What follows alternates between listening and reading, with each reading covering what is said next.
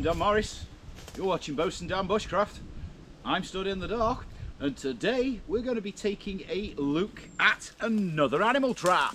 More specifically, what was written as a type of bird trap. And it's an idea that I actually got many years ago from the Mears book, Essential Bushcraft, the little handbook that is full of all manner of brilliant things. Now weirdly, it actually took me a little while to work this trap out, to understand the trigger. It wasn't actually that well explained, sorry Ray, but it wasn't. So it did take me quite a little while to work out exactly how it works. Having worked it out though, I have to say, go away fly, I have to say it is actually very clever. And it is similar to what we saw the last time with the Paiute deadfall, where it is what I would refer to as a reduction trigger, where it's actually, the way that the trigger system's rigged up, actually reduces the friction onto the main trigger piece to make it even lighter still. So similar to the Paiute, but it actually does a better job of reducing that friction, especially now I understand it.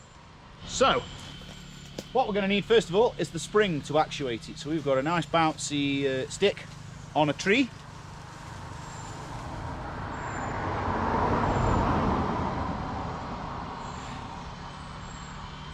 If I was though setting this trap in reality, you see how when I let this go,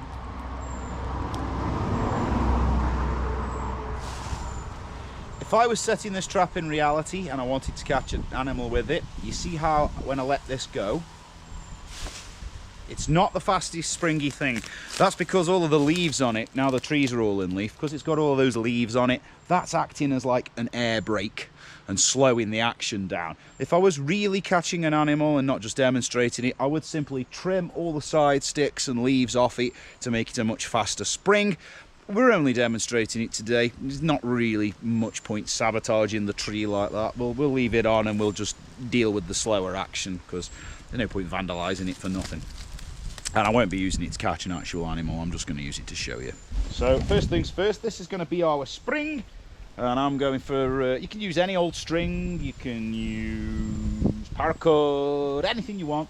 I just happen to have a massive stock of this lovely tarred bank line, so that's what I'm going to go for. And I'm just going to clove hitch it onto this stick. Now you can attach it to your stick any manner you wish, doesn't have to be a clove hitch. I just favour clove hitches because they don't slip and they can be undone fairly easily. There we go. Lovely. Now I'm going to need a couple of sticks and a rock. So now we need 3 sticks. One really quite thin, like this one. That'll be the trigger stick. And 2 thicker ones. It's really important that we use green wood for this and not just for strength. In reality, if you were trying to catch an animal, you'll just have to bear with me with the road noise behind me here. I don't know what's going on this lane today, but these people will not go away. I don't know why, they're all driving around. There must be a road closure because this road's never this popular. But where was that? That's it. Green living wood for your trigger components, because where was I? 2 reasons. Firstly, it's stronger and less prone to snapping than dead wood, but also, and probably more importantly, animals are very, very sensitive to scents. So if you were trying to catch a real animal, as opposed to just demonstrating it like we are today, using green wood would hide your scent from it much better than dead wood. Dead wood, being dry, excuse me, will absorb the oils out of your hands and fingers, and that will leave its mark on the wood and take a long time for that smell to go away. Whereas green wood, as you've cut into it, will be leaking its own liquids and stuff, and it will smell more like living trees. It will smell simply more like nature. That might sound like you're probably going a bit far or a bit deep into it, but that is the truth of it. And if you ever get a chance to talk to anybody who stalks deer or anything like that, they will tell you the importance of masking your scent and obviously which wind direction you are from the animal, because deer are incredibly skittish and they will not hang around. If the deer thinks you're there or something's there that's going to hurt it, they will do one, and they'll do it real quick without a moment's thought. So the smallest little differences details make big differences when you're talking trapping. Right then, another crucial point is test your spring first. Pull your string down, because where your mind's eye tells you the string from the spring is going to go, it ain't always where it goes. So this string, when it was just dangling, was over here. As soon as I pull on it, however, it brings it down to here right in front of me. So that's good to know. I'm just going to poke this stick in and just mark that position. So this is the point where you need to see me more, you need to see what I'm doing more than you need to see me. First thing I'm going to do is I'm going to beat this stick into the ground quite deeply. As deep as I can realistically get it. This stick is going to take the whole weight of the spring. And already I can see that that stick is not going to be long enough to do the job. So here we have our stick 2.0. Now notice I'm putting it in at an angle. A pretty steep angle as well. You'll see why in a little while. Talking of angles, let's get that a bit neater. So just going to beat this in nice and deep.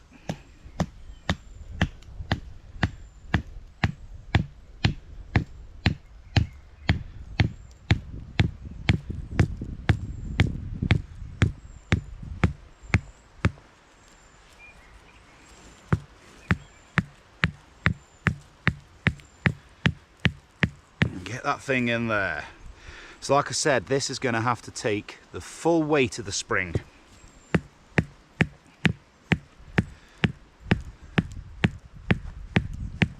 Lovely. Now, the other stick. Let's just put a nice flat head on the back of the other stick, just so you've got somewhere that you can comfortably beat it into the ground without it all fracturing and splitting.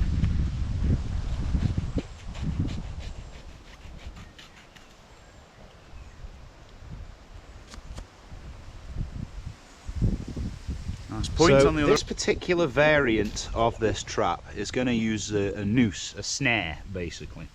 So you need to space this about the distance of the sort of circumference that you're going to want your snare to be. And then pound that in the ground as well. This one doesn't need to be as deep. There's not going to be that much pressure on that stick. Okay. Now then, this is where we get into trigger territory. And what I want to do is get a gauge of just how much cord I'm going to need. About there should cut it. Right. Add a little bit extra because you're going to have to put a large knot on the end of this. So all we're going to do now is just tie a load of knots so that I have a big lump at the end. You'll see why in just a minute. Right. So now what I need to do is make me catch a loop or noose, if you will. So I'm literally, we'll keep it simple, like I say, it doesn't need to be mega neat, we're not using it to catch something. So I'm just going to stick a basic loop in there.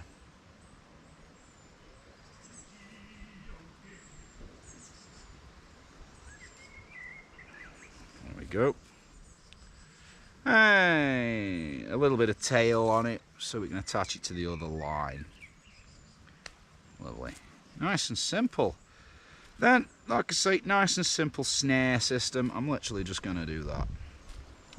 Now what I need to do is attach it to the main line. Somewhere a little up out of the way. I'm going to do a clove hitch, lock it tight, pull it tight, and then just put a locking knot on it, I think. Is the easiest way. I could, actually what I'll do is I'll put a knot in that line. Make sure it's high enough up, because I'll show you why. I'll just put a knot in there for the clove hitch to butt against. There we go. And then if I just clove hitch it, like I say, you guys can use whatever knots you want. You don't have to go with clove hitches. Although I tell you what, if you don't know how to tie a clove hitch, you really should learn, because they are very versatile. Now, this is the clever bit. So what I need to do if I take what's going to be the trigger stick, and I want quite a flat end on there, like that. And like I say, I promise you this trap is actually quite clever. And then this is where we need to be quite specific. Get the length between these two pretty decent, so they're a good match. We don't want the stick to be too long, although, however, saying that, if your stick is a bit too long, that is obviously an easier problem to fix than if you've made your stick far too short. There you go, Luke, with just a little gap. You see how it's free to just move, just a tiny bit of space. And this is why. Now, this is the clever bit. Because what we're going to do, pull the spring down, and we're going to wrap the rope around. Yeah? A couple of times. Now, the more times that the rope goes round, the less pressure there is on the trigger and the more sensitive the trigger is going to be, but the slower the trap will set. The slower it will go off. Where did I put that? Ah, we go, Luke. Lovely. Now what we do, from that knot to that stick, that's got all the spring tension. This is why it's clever, because the loops around that are reducing the friction on the stick there. All the frictions go in through these loops into this stick, which makes that mega sensitive, right? So then we take our snare loop, which in hindsight now is actually way bigger than I need it. So what I'll do, I'm just gonna trim this down, just so as it looks better, really. It's not essential, but now I've got it set like this, I can see exactly there, that'll do it. So again, keeping it simple, just gonna bang a quick loop in the end of this. Nothing flash, nothing fancy.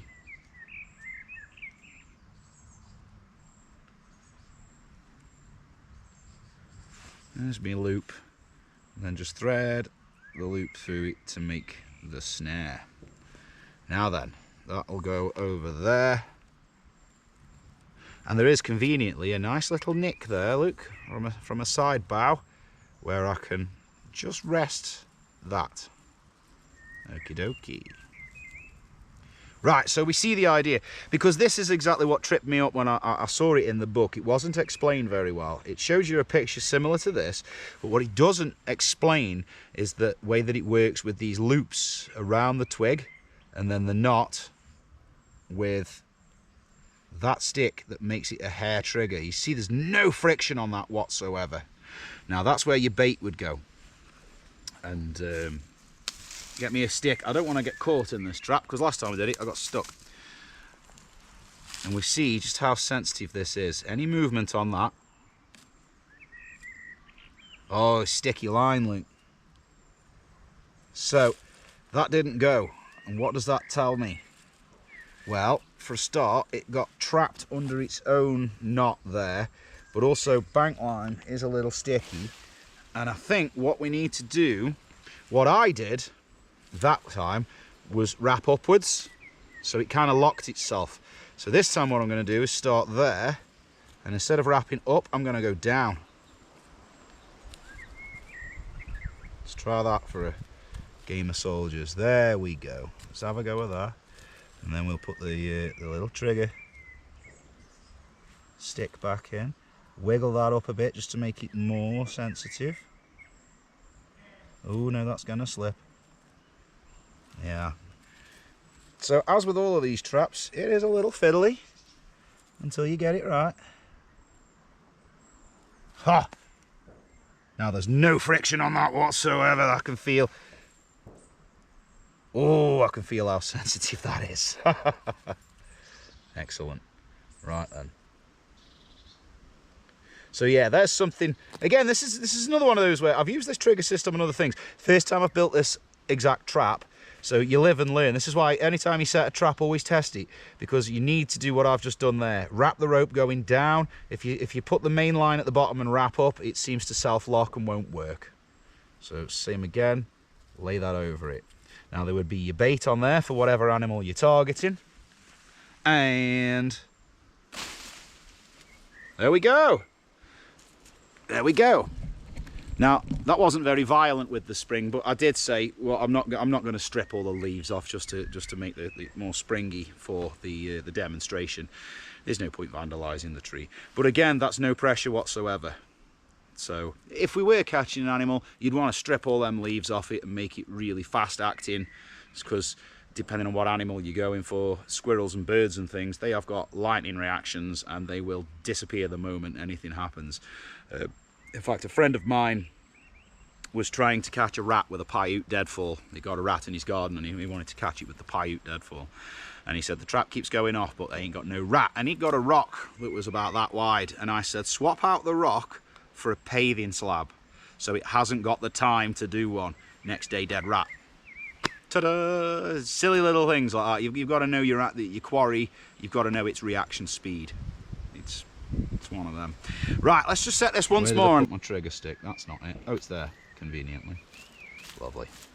So we'll just go through the setting up of it again. So, as we've just learned, because a lot of these things I do for you guys, I genuinely is the first time that I have ever done them. Well, not all of them, obviously a lot of them I've done before, but this is one of the ones, just like the Paiute deadfall, that this is the first time that I've ever actually set this trap up.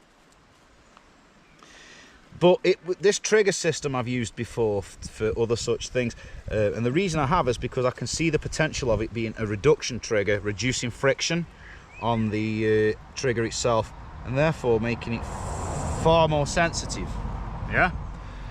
So it won't just work for this particular trap, it will work for many traps. Now what I want is something to demonstrate just how sensitive that trigger is. So what I'm going to do is I'm going to try and drop a pine cone on it. Now that pine cone, I don't know, it's probably 7-8 grams, there's no weight in it whatsoever. And if this sets it off, it shows you just how sensitive the trigger is. Of course, much will depend on my accuracy with this. Oh, missed.